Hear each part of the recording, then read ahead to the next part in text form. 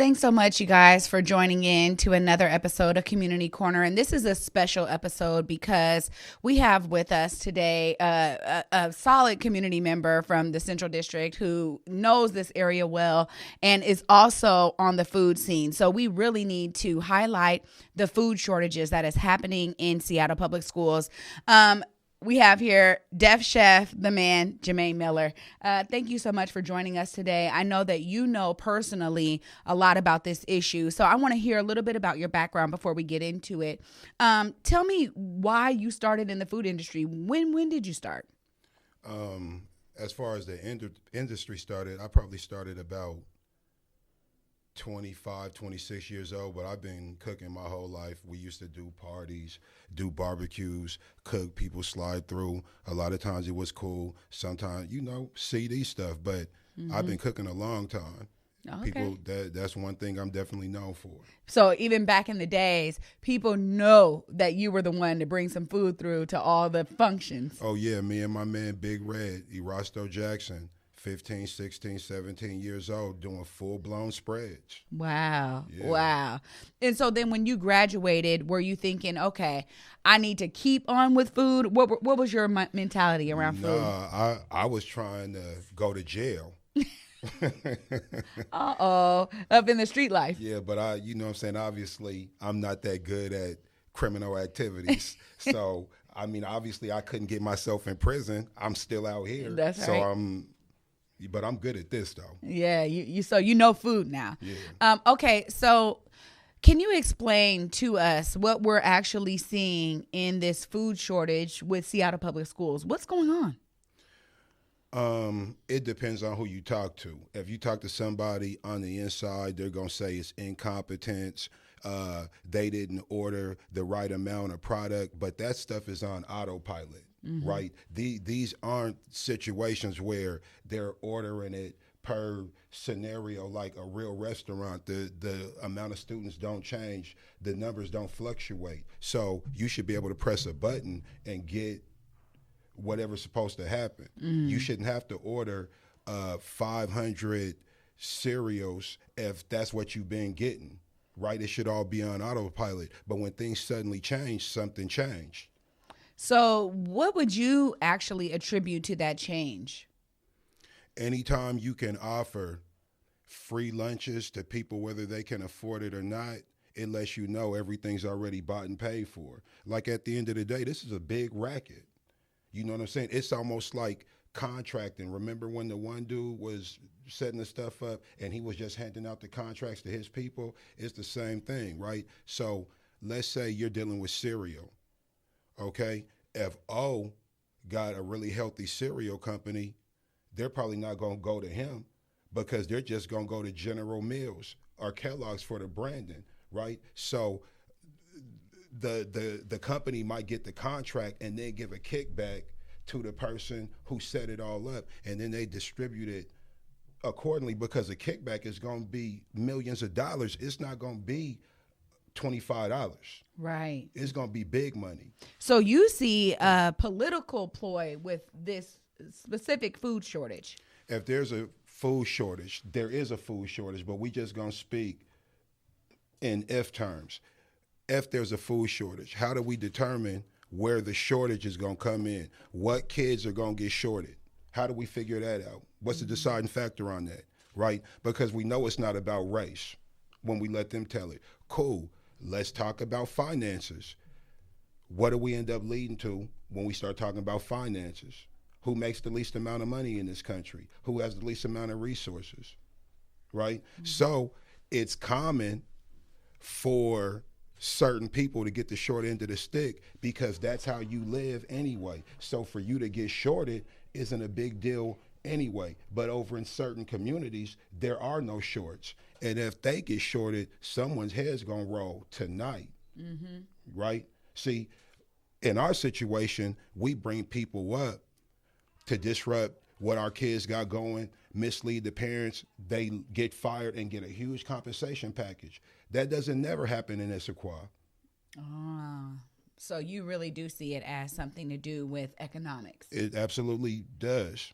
You know what I'm saying? Like, think about how they'll shut down a black school and you look up, and it won't be a black school, but somehow it became a school again. And they said that this property was, it need to be retrofitted. Something's wrong.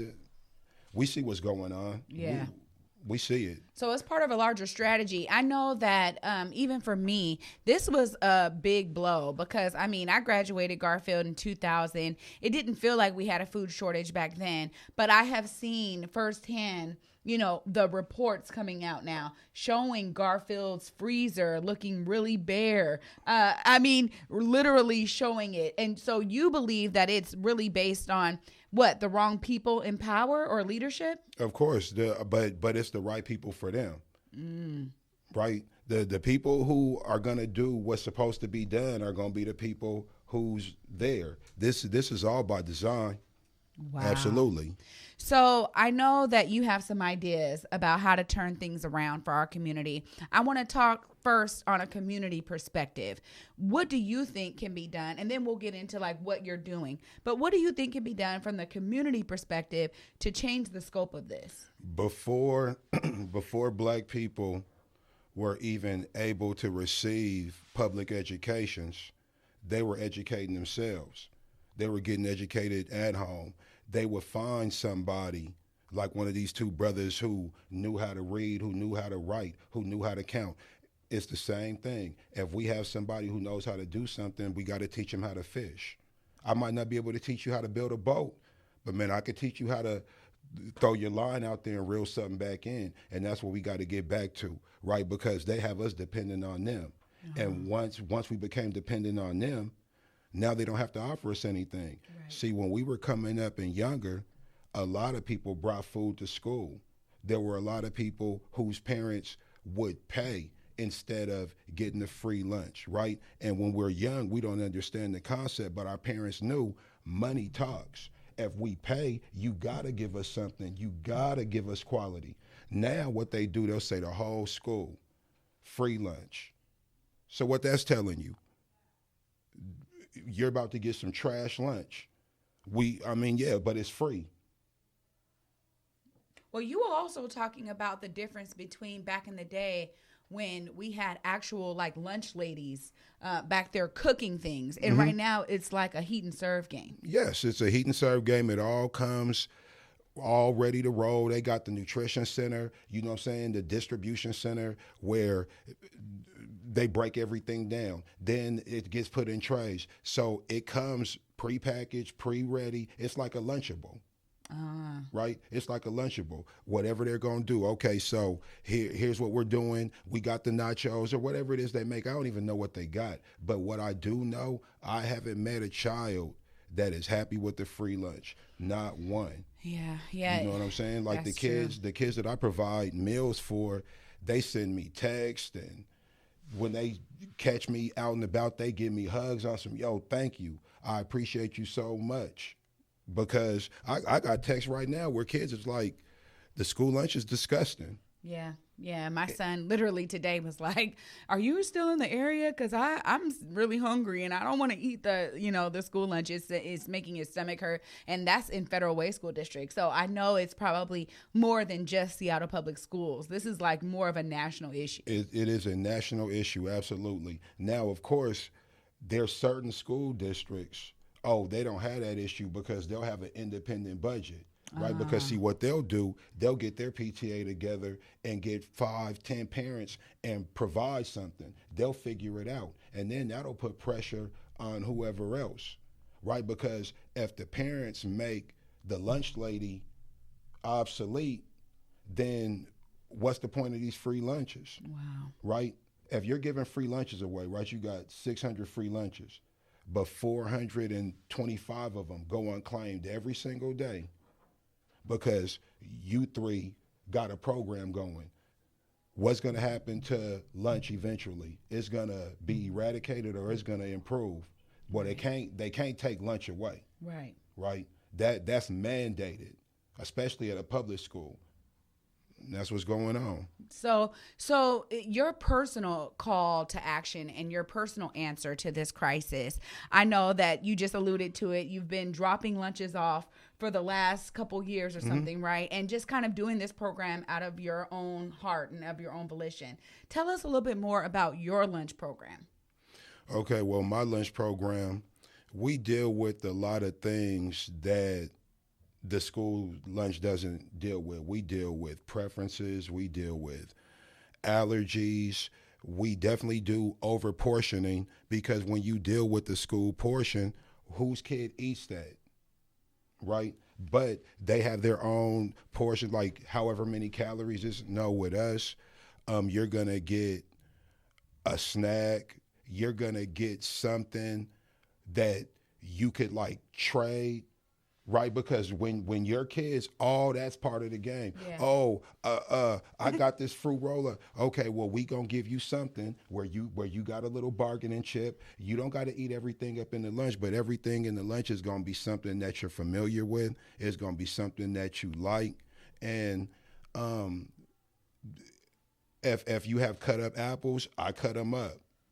They didn't come cut. Yeah, they didn't come cut. It's not a machine. I don't have like preservatives to put on there.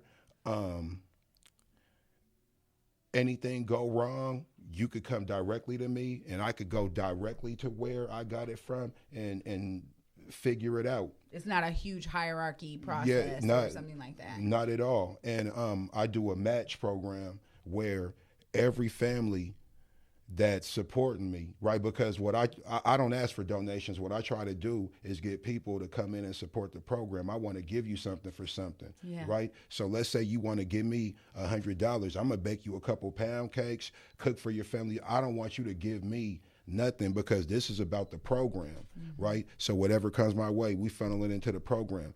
Any family that supports the program, you're feeding another kid. So let's say I got 50 families. That means I'm feeding at least 100 kids. Not that they have 100 kids in their family, but the 50 meals that are being bought, double down and turn into 100. And it might turn into 140. Like it doesn't even matter. The main thing is we got to get the numbers up so more kids will get quality meals rather than settling for what they're settling for. Right.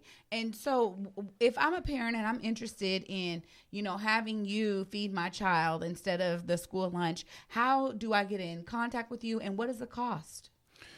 To get in contact with me, I'm online, social media. Everybody has my number, 253-486-0825. You play on my phone, I'm going to block your number. So I don't mind giving my number out. But the thing is, it's a $100 program that covers every day of the week regarding school. That's $100 a month? $100 a month. $100 a month. You get 20 meals. And like I said, there's a bunch of stuff that is going into it that that most people don't pay. First of all, the same meals that I sell for $10, $15, that's the same thing I give the kids, right? So for the $5. For the $5, right? So if I give them, say, a taco salad, it's the same taco salad that I would try to sell one of y'all, except it's a smaller portion, but it's still the same exact thing. Cookies, pie, sandwiches, whatever it is. If I'm making them sandwiches and I'm making them on baguettes, you get the baguette too. I don't all of a sudden give you Wonder Bread. Right? Wonder Bread's cool. We love that with the fried fish and the ribs, man. We love the Wonder Bread, but I'm talking about quality right now. Yeah. Right? Yeah. Any produce that I have is produce stand quality. You know why? Because I go to the produce stand. I do it like they do in France. See, in France, they do it like a restaurant, right? So whoever the head person in charge is, they got their budget, and within their budget, they figure out what food to get, and they go to the respectable vendors, and they process the food in a real way. There's no heat and serve. Okay. And so you're really using a model that already exists outside this country. Right. Okay. Yeah, I'm doing the model that used to exist in this country, right? Because anybody who has parents from another region, their parents will let you know, oh, we ate other stuff like my cousins and whatnot. When they were down south, they were getting greens and fried chicken and cornbread at school. They were getting that type of stuff. Right. Now they get the type of stuff we get here. Now they get the pizza and the I don't even know, chicken sandwiches all the time. Yeah, like we already know, like whatever it is they got, it's not good because the kids is already letting us know. And anything halfway decent, now they selling that. Wow. So this capitalistic model isn't working, and you're coming. Oh no, it's working because it's designed to work. Oh yeah. Yeah. You know, it's just like the school to prison pipeline. Oh, it's working. It ain't working for me and you. Right. Oh, but their design's working well. Wow. It's sad. It's my question I kind of have as a parent too, because I have a growing 13-year-old boy. He can grub, right? So I'm wondering, as a parent, do you have different portions for maybe elementary school versus high school? You know what? I would ask that because I absolutely do. Like, it's weird because I'm like old school. Like, I just deal with common sense, right? Common sense lets me know a 7-year-old doesn't need what a 15-year-old needs, even though the family might need that same price. That's cool. We'll accommodate that because I'm not in it for the money, right? The help will come. So how, depending on how old you are, definitely depends on how much you get. Absolutely. Okay. And you mentioned to me a while back that you did this program. A lot of this was coming out of your pocket just in last year. Just give us those numbers about the number of families that you served, even just last year. Okay, last year I was doing about 45 families a month, serving about 160 kids a month. Wow. Maybe about 10% of my families had multiple kids, but a majority of them was just one child, and I provide the meal. But like I said, I did the match program, and then you know what? Here's what's crazy. And I'm only saying this because we're on the show, we're keeping it real. There were a lot of situations where cats stopped paying me, but ask them, did their kids keep getting lunches? Wow. You know what I'm saying? So they started the program with you, maybe couldn't continue to afford it, but yet you still serve those children. Oh, yeah, absolutely. Like if your kid, that's why I'm trying to make it free somehow, because people who were supposed to pay me wasn't paying me anyway. So we might as well try to make it free. Wow. Because I can't. It's going to hurt us too much for me to stop it. Yeah. Right? Because I seen the impact that it had on the kids that I did it with. Like even my own children, like my twin girls up at Mercer. You know what I'm saying? Like they be really happy to get that real food. Yeah. It makes a difference. And you know, other kids be like, man, can you bring me one? Every once in a while I do, but so many be asking that I can't accommodate them all. Yeah. But I do know a whole bunch of them want the meals up there that I take because they're just like, this is better than what we get. Right. And so really, you might have just answered this, but I've got to ask, why should the community care about this, Def Chef? I mean, like, why should they actually wait, we need to do something about this? Because it's like the most basic of things to possibly care about. Like there's a bunch of stuff. We skip so many steps, right? I always say, I see you showing me your kids' grades, what they be eating at lunchtime, right? Like it all goes hand in hand, right? The better schools understand this. Yeah. Okay? I'm not going to drop no names, but think about the best educational facilities you could think of, higher education, college. Okay, now think about the worst. What you think they eating at the best and what you think they eating at the worst. Right? We have to provide the fuel, we have to provide the energy, we have to provide the quality. Right? If O's paying $40,000 a year for education, can I give his kid heat and serve? Right. He gonna show up on campus. Right. Right. That is very true. And that's but even that a junior college, like anywhere where the bottom line is the dollars, you got to have quality, right? So that's the deal. We got to either start doing it ourselves, or we got to refuse these free lunches and be like, man, you know what, I'll pay. Yeah, because it's getting too bad. So really, I'm just thankful that you're highlighting this issue. It is so needed in our community. You just tied the knot on the head for me, because if they're getting poor nutrition, how are they performing in schools? Yeah. With the poor nutrition, that's a big key factor for me. We want our kids to give us Harvard quality grades and work ethic, but we're giving them Airway Heights and Walla Walla food. Wow. The same type of stuff that the homies who's doing all that time, you see what they be doing? They crushing Doritos, Top Ramen. Man, they doing all type of wild stuff. Yeah, with their commissary. With their stuff. Because now you look up a prison meal, look up a high school meal. Nah, not the stuff they buying. See, because they gonna show you the burger with the little condiment bar and the little produce. Nah. What's going on in the lunch line in the tray? Show me that tray, and I'm gonna have one of the homies send me a picture of a tray, and I'm gonna be like, pick which one.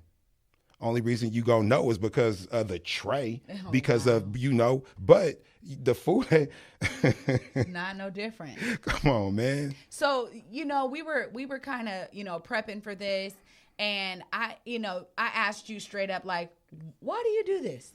Tell the people why you do this. Man, I love my people. I mean, I don't mind being a joy to anybody, but I got my favorites. I got my people who I do it for. I think anybody who knows me knows where I stand with what and who I'm doing this for, right? Like, there's a lot of people who probably don't need this, but I know that people who look like me and who think the way I do, they need this, even if they think that they don't. Absolutely. Well, you might think you don't need it, but you definitely do, because the next step is to possibly go into the higher education and pull this same move. I mean, it's saving you money, right? But how many well drinks can you drink? Right. Same people who buy Louis and Tito's and go out, Virgo kick it. Oh, yeah, my kid, that costs too much, free lunch. We just watch you drop 400 in one night. All right. Now, not to count nobody's money, right, but that just bugs me out. Yeah. How we're able to spend money on things that don't mean anything, and then we'll figure out how to compromise the finances on something that means everything, right? Because everybody, we get on Facebook, all these heartfelt messages, this person, me, what am I going to do? Show when he was a baby, I'll die for you. And, man, you won't even buy lunch, man. Right. So, but you about to die. I hear you, though. That's just, that's how my mind works, because I know cats be sensitive, because we like to say stuff and talk just to be talking. That's the world we live in now. Sometimes I talk just to be talking, but the stuff that's real, people know I don't just be talking. Yeah. And this is real. Yeah. Well, thank you for bringing it to our attention. Thanks for having me. You for bringing it to the community's attention. I do hope that all of you, if you're interested, please look up Def Chef. He's on Facebook. He just gave his number out. If you need to contact us at Africatown Media, we can make sure that you get connected so that your child is eating a quality meal every day. Thank you so much for your service and everything you're doing. I'm a caterer too, and I also teach cooking classes, right? I'm creating a concept, the 100 things kids eat after school, right? And we're going to make these kids, not make, but try to teach these kids how to prepare these 100 things. And that's going to make it easier for everybody. Amazing. You know what I'm saying? Thank you. Make your own lunch. That's right. Well, thank you so much for these initiatives and, again, bringing it to our community's attention. You guys heard it right here on the Community Corner. Thanks for watching.